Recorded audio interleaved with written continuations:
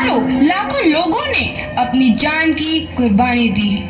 1919 जलियांवाला बाग। आज हमारी बैसाखी का दिन है, लेकिन पूरा पंजाब बैसाखी नहीं मनाएगा। हम सब बैसाखी नहीं मनाएंगे।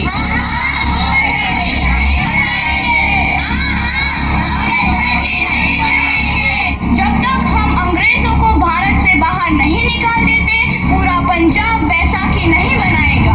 अच्छा, तो तुम सब हमारा विरोध करता है, भाग जाओ यहाँ से, इसका अंजाम बहुत ही बुरा होगा। हम नहीं जाएंगे, तुम लोग जाओगे। हमें नहीं, तुमको भारत से भागना होगा। Soldiers fire!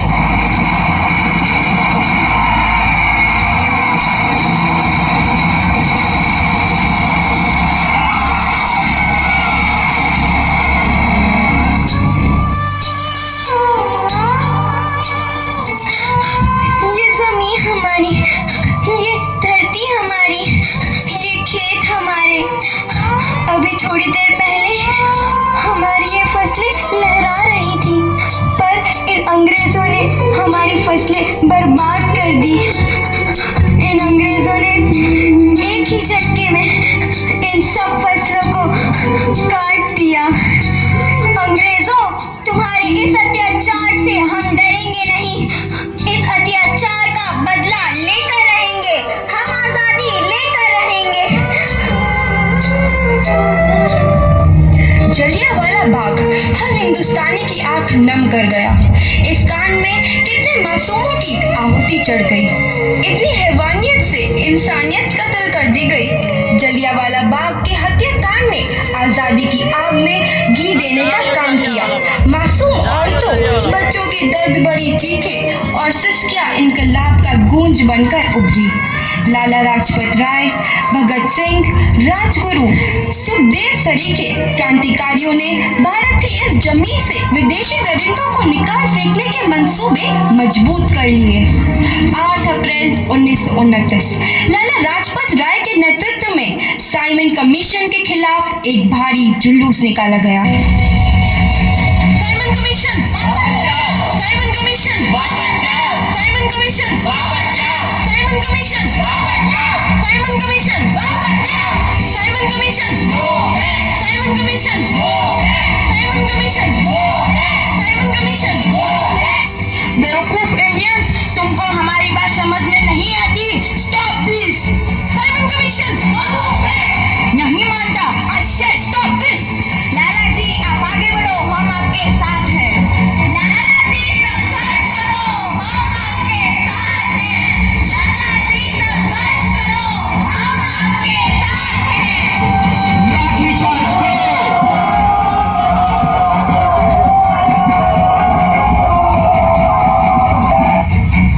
लाला जी को तो बहुत गहरी चोट लगी है, उनका सर फट गया है।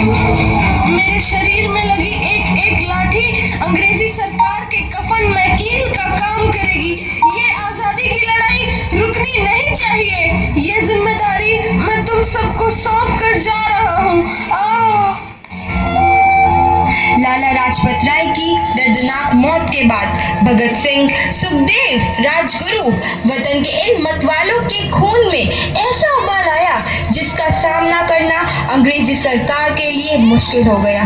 अंग्रेजों को करारा जवाब देने के लिए स्कॉट और सैंडर्स को मारने की रूपरेखा रची गई।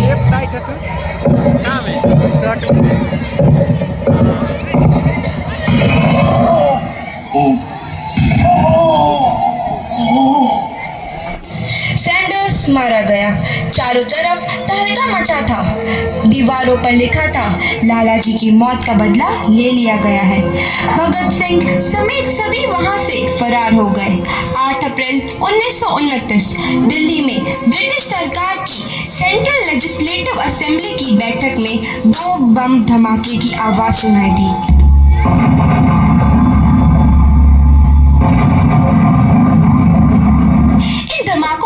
अंग्रेजी हुकूमत को हिला कर रख दिया। इस घटना को अंजाम देने वाले भगत सिंह, राजगुरु और सुखदेव ने अपने आप को अंग्रेजों के हवाले कर दिया। 1930 को अदालत ने अपना फैसला सुनाया। मुलजिम भगत सिंह, मुलजिम राजगुरु, मुलजिम सुखदेव को दफ़ा 121 और दफ़ा 302 के तहत ये अदालत तीनों को मुजरिम करार देती है और इस गुस्ताखी के लिए ये अदालत इन तीनों को सजाए मौत की सजा सुनाती है। सरफरोशी की तमन्ना अब हमारे दिल में है, देखना है जोर कितना बाजुए कातिल में है।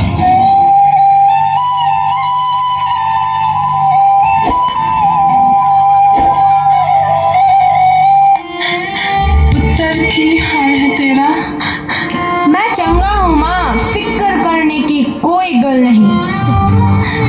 पुत्र, मेरा दिल तेरी तरह पत्थर दिल नहीं होगा।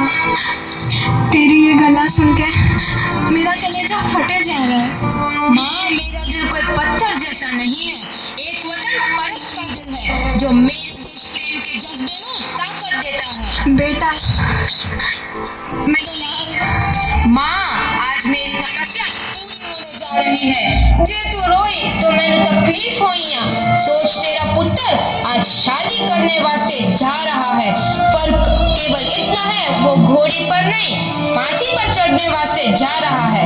आज तू क्रांतिकारी की माँ है, कल तू एक शहीद की माँ होगी। माँ, पुत्र भगत, तू इतनी छोटी उम्र में हम सबको छोड़ के चला जाएगा?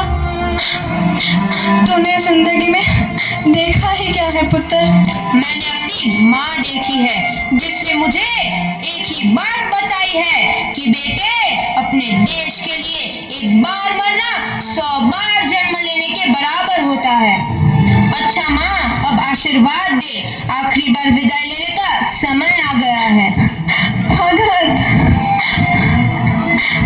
मेरे लाल।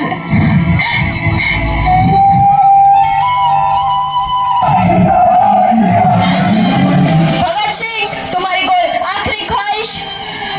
हमारे हाथ खोल दिए जाए। हम तीनों दोस्त एक दूसरे से गले मिलना चाहते हैं, उनके हाथ खोल दिए जाए।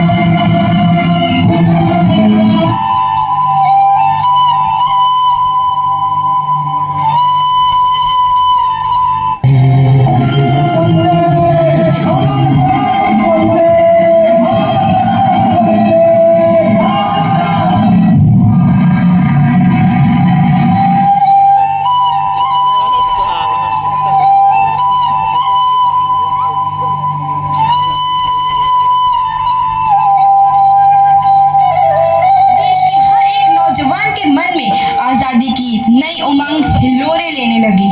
अंग्रेजों भारत छोड़ो का नारा जोर पकड़ रहा था। सबने एक आजाद भारत का सपना देखना आरंभ कर दिया था। हर कोई अपने अपने ढंग से इस महायज्ञ में अपनी आहुति दे रहा था। सुभाष चंद्र बोस, रानी लक्ष्मीबाई, तात्या टोपे और मंगल पांडे जैसे शहीदों की कुर्बानी रंग लाई। 15 अगस्त 1947 को भारत आजाद हुआ।